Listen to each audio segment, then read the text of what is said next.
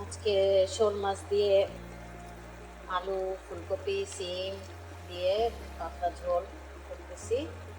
প্রথমে মাছটা একটু পেঁয়াজ মশলা দিয়ে কষায় নিয়ে মাছটা তুলে দেন ফুলকপি, টমেটো, সিম দিয়ে ঝোল করতেছি। এখানেও শোল মাছ পাওয়া যায়, আমি পিস পিস করা যেটা ছিল ওইটা কিনে আনছি। আস্তটা কিনতে কাটতে অনেক কষ্ট হয়। সিমটা হলো এই যে এরকম,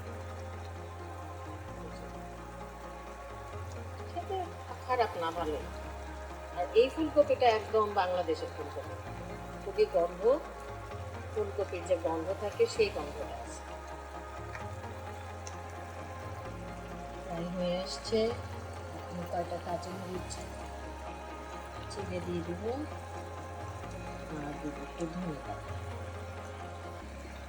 ধনে পাতা ছাড়া তো আমি শীতকালে তরকারি রান্নাই করি, না থাকলে আবার যে নিয়ে আসে তাও রান্না করি,